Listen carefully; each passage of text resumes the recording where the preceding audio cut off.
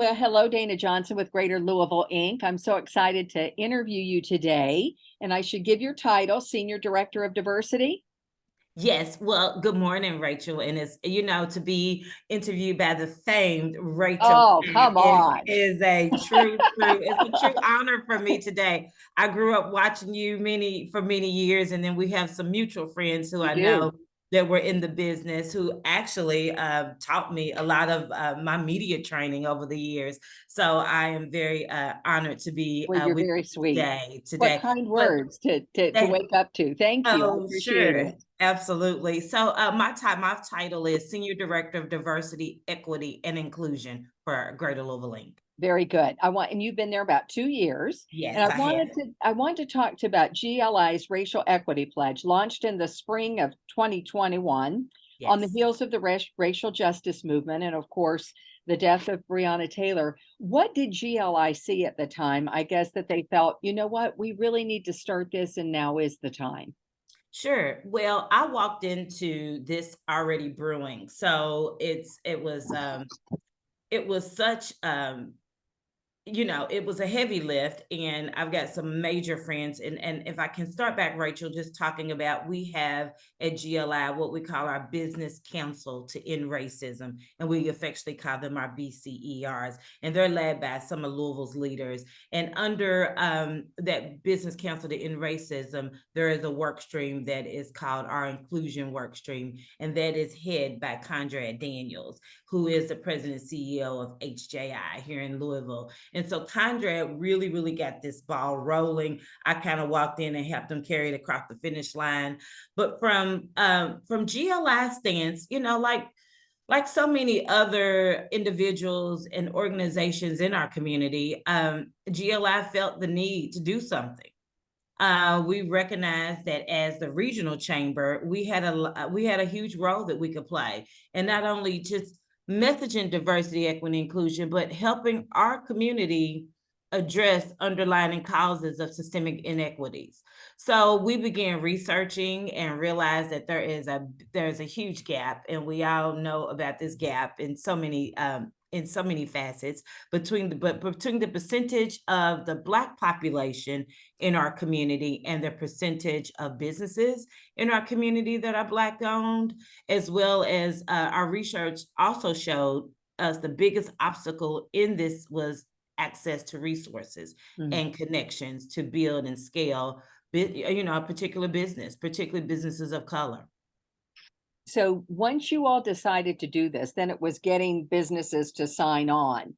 And the goal was to drive action and have tangible results. So you were approaching businesses saying, we want you to sign this pledge. And in return, here's what we're asking. Is that kind of how it worked? It is. It's pretty much how it worked. I think, we realized again that diversity, equity, inclusion, it's a journey, and it's a journey that we're all on, and trying to figure out what we can do in our individual shops and organizations and things that we had to make a difference. So we don't always, no one's always going to get it right, and we can't let the fear of getting it wrong keep us from doing anything. So we saw the opportunity to do more than just talk about diversity and hiring, but give businesses tangible actions to make an impact beyond their organizations. This pledge was created not just to help companies diversify their workforces. Many people have that misnomer, Rachel, that we were just like, this is just to diversify your organization. No, we want you to take a real look within your organization and see what you can do, but to also help create more opportunities in all facets for people of color in our community.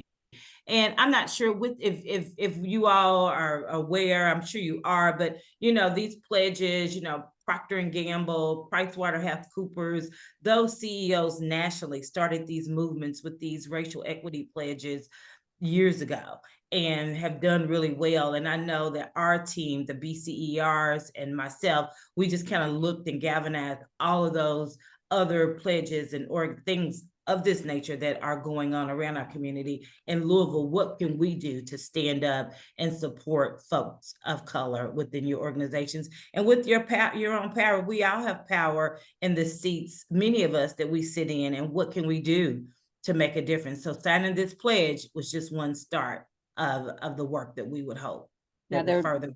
with that tangible results and driving action, there were really 5 pillars that can we go over Mhm. those? Because it isn't wasn't just diversify your workforce. There were other things involved in this. So instituting formal diversity, equity, and inclusion policies, that was one, right? Yeah, absolutely. We want you to, take again, step back, leadership, CEO, executive team, look at what's going on within your organization. Do you have an official policy? Is there a mission statement? And take a look, and we encourage you to develop one. And I'm sure that many found that, you know what? We really don't, right? No, we did find that we really don't. Sure. Absolutely. And then the second pillar, developing and empowering Black talent. Yes, if you would, many folks within our organizations, we can all take a look around that a lot of people of color are in your kind of your frontline entry level roles. Can we encourage you to take a look in your organization and what tracks can you put folks on, get to know them? What do they want to do? How do you help them grow within your organization, or give them the tools that they need to do and grow what they're interested in, and what particular discipline that they're interested in? Almost like an audit. And then third, supporting Sure. Black-owned businesses through equitable vendor spend.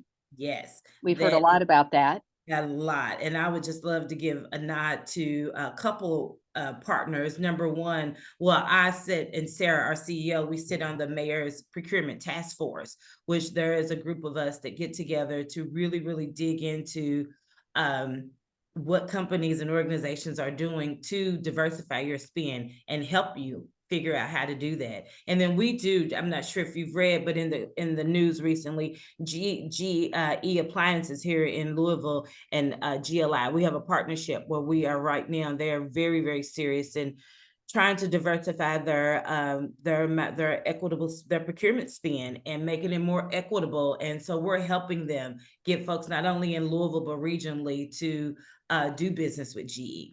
And a part of it is part of this journey, as you said, is education. It's like Absolutely, you gotta these know. businesses are out there. You might not be connected to them. Now let's connect the dots, right? Absolutely, Rachel, you're dead on. And then number four, being a champion of transparency. Yeah, so equity not only is achieved overnight, however, transparency is key to, allowing for, of course, correction along the way. Companies should be empowered to set their own goals and metrics and report to their employees, stakeholders, and their community accordingly. We encourage you to utilize community resources that provide suggested metrics for reporting and sharing your specific stakeholders. A lot of people they kind of shy away from that. We're trying to show the community, like we highlighted Fraser and the work you're doing in this space. Some organizations we found, are like, oh, we don't want you to pull the veil off of our uncover what we're doing. We're not quite there yet. It's not to shame anyone. It's to let's all work together, and someone could learn from what you and your team at Fraser's doing. Someone could learn what's going on at Frost Brown Tide. It's not to shame. And so we're really trying to get that message out. Hey, we just want to make Louisville a better place to work, live, and play, and people to keep their business here, people to want to grow their businesses here, people want to move their businesses here. Well, no, and again, pulling that off, but also, like you said, it is the journey. I mean, we're not there yet. And our CEO has said it's always going to be we're moving forward. I don't know that we'll ever be there. Yep. Right? I mean, it just Absolutely. It's such a continual, journey. yeah, forward It's, movement on it's that. such So a I journey. love that point. And Yeah. number five, the pillar, building empathy through mentorship. Yeah. So, I've had mentors, and I told you we have some mutual friends, and, we encourage companies, if you have a champion within your organization. There was people who saw stuff in me, my dear late, beautiful, beautiful soul of a friend, John Asher, who I worked with for about 17, 18 years, who championed me. He was a mentor to me, and said, hey, kiddo, you can do this and you could do that. And I had mentors, Tom Meeker, my former CEO, Bill Carstangen, my former CEOs. Those folks saw things in me, Bill Mudd, and they mentored me. And we need to create more formal programs like that within organizations that help folks grow, and particularly our friends of color who may not automatically have a mentor or a champion with their organization. I may say, Rachel, I really want to be Oprah. Could you please help me? Could you be my, help me? And What I am want I to say, doing I wrong? want to be Oprah. Yeah, we all do. I want to be that journalist, and you have that background, or there could be someone within your organization, a young, not necessarily young, but someone's like, gosh, I really wanted to take that leap, but really didn't have anyone to help pull me up. Right. And I love that when you said John Asher kiddo, when you said that, I'm like, I can hear him saying that as a matter of fact, because he always said that. Always. So all these businesses, those are a lot of pillars. Some Yeah. might go, "Oh my gosh, that is a high bar." You're gonna hit some of those, you're gonna try to hit more, so don't be scared off by that, as far as a measuring stick, right? Absolutely. Again, everyone's journey through diversity, equity, inclusion is so different. And we just try to really instill that. So these pillars are not by any means the end all be all. In fact, we really designed them as just a starting place to get businesses who had no idea where to go, no idea to even where to start, not a dedicated DE&I resource with in-house to, help tackle the big issues, ways to even just get started. And we don't have any formal measuring in place, but are constantly checking in with organizations like the Fraser Museum to see what they're doing. The idea sharing helps inspire so Oh, many other organizations to do things. right, and then We I did start try looking that. around. Yeah, we did try that with, a scorecard, if you will. And like I said earlier, we saw people just kind of pulled away from that and was like, oh, what are you going to cover? What is it that you're going to put out about me? And nope, I'm not going to take Dana. Nope. I like you. I like what you're doing, but I'm not going to take your scorecard. And so I had to really listen to that. And we just want folks to figure out where they are on their journey and how we can help. You know, how many business have you gotten to sign on, and how many are you hoping to get? Okay, well, right now, we have 236 signers from it Wow. makes up about 171 individual companies. So it's a couple signers. You may have the CEO and the COO both sign this particular pledge. But so we did, I did an audit and scrubbed it down really good. So we got 171 individual companies within our community in our region, and they come from all ranges of industries like legal, tech, even nonprofits, education, manufacturing, various corporations, and so many more. One And my thing. Oh, go goal ahead. is to have 500 by the end of this year. So we're really going to begin quarterly showing and highlighting what other signers have done to date. I was looking and they're really all over the range. You had mentioned a prominent law firm in town, Mhm. even a local school, Presentation Academy, which I thought was so interesting. So Yes. you're getting, like you said, nonprofit, it's really a wide range. And I was fascinated with presentation with young people. Are there any that stand out to you that you just went, wow, what a great story? I'm so glad they signed on. You know, I don't want to say just one in particular. They just all have made me this first, and Fraser was a part of the first group that we're highlighting, and we'll do one again at the end of March where we're beginning to highlight them. But they were also cool, the work that you all are doing, and you continue to grow and stick your teeth into the work. So I applaud you all yet again. And then Frost Brown Tide, they really are trying to make a difference. And I've got another law firm that really is like, hey, we really want to help educate, about the law field to Black and Brown students, and want to start really young. And can you help connect us? So there's a partnership forming at Central High School right now with their law and government And magnet. then that impacts you. Look, that's Yeah, generational, right? I mean, then it that's is. like, and that's what I was going to say. You have to be pleased that, I mean, the hope is that this leads to real change. This isn't just Change, lip really. service. This is real It's change. real change. And back to Presentation Academy, and just, they've started their first uh what do they call the name of their minority group within their organization, with their school. And it's just not just for Black and Brown people.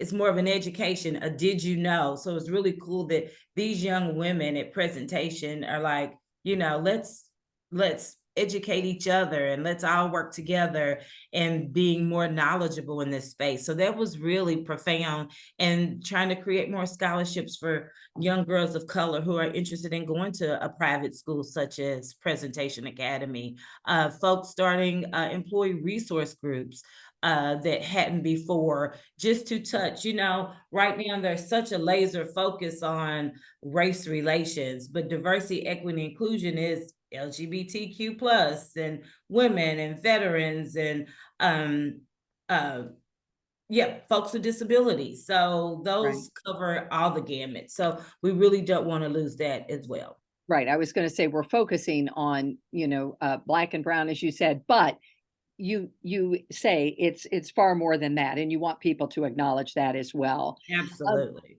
Are you seeing from what we have talked about, are you seeing an overall shift, do you feel, in the city that we are becoming more responsive? We're becoming more aware of people around us and other people's needs.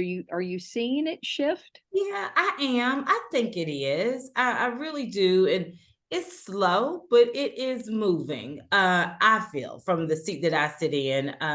The past few years have been, it's been really eye-opening for everyone in this diversity, equity, inclusion space in our community and in our nation, in our country. Again, it's not an easy conversation, it's not easy work, but I do think that people are really taking a pause and really focusing on what can I do? And I think businesses realize that not only DE&I is not just the right thing to do, but also in order to be competitive and successful in today, DE&I needs to be front and center. And I think more and more companies are realizing that. And I think the pledge, I think it truly helps demystify diversity, equity, inclusion, and break the mold that is just about hiring a certain amount of minority populations. It's made it tangible and something every company can do. Absolutely, and just to live into it and knowing that it's gonna Yes. be a moving target, but to make that pledge that we're going to do our best, we're gonna be more aware, all of the above. All the above. Um, if there was a business out there that was just ready to dip their toe in, Mhm. what would you say to them? Sign our pledge. If you're ready to dip your toe, sign our pledge, please. Sign our pledge. Take a look at those 5 pillars, if you would, with your leadership team and figure out, hey, which ones do you want to tackle? What should we do? Contact me. I'm currently doing diversity, equity, inclusion training for, there's so many companies that may or may not have a resource within their corporation. I'm doing some very entry level. What is the D? What is the E? What is the I? And then you got B in there, belonging, diverse. What is kind of that alphabet soup? There's various other trainings that I've also done, but and not only me, there's so many other people around our community that are doing these sorts of things. I would encourage you to do that. Then we have a toolkit. We also have a toolkit that if you don't know where to start, what to do. If you sign our pledge, the toolkit is automatically yours.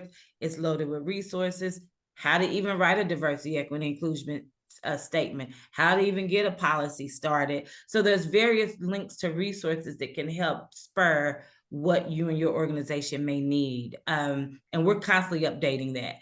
I'm a part of many diversity, equity, inclusion, like DE&I Link, Inc., and various things that we're constantly getting resources. And so I like to keep the wheels turning on updating that particular toolkit as well. How can people reach you, Dana, if they're going, "Okay, I need to talk to Dana." Yeah, you can reach me at GLI. My email is D Johnson, and maybe you all can put this on the We screen. will. Okay, D Johnson at greaterlouisville.com. Dana Johnson, again, at Greater Louisville Link. Very good, and final question, what this work has meant to you personally? Oh, wow. Um, it's it's meant a whole lot to me. Being a Black woman growing up, I know the struggles of what it is and how tough it is to be seen and be heard. And I've been privy to a lot of wonderful circles and connected to some great people.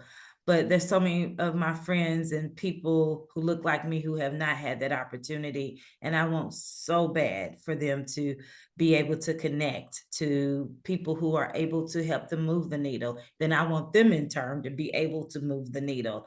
Also having, I have an African American son who is my world, and just the height and the of what Black males have to do to survive every day is tough for me as a mother. And I know I have an amazing son. So for me, it's just keeping him covered and just wanting to do more. I'm only scratching the surface a tiny bit, and I just want to do more. So for me, it has been a labor of love, but so much work that I wish I had more tentacles to be able to touch and do many more things. Well, I'll tell you, we love your heart. We love the work, and congratulations. Thank you. Thank you so very much. Thank you, Dana. Mhm.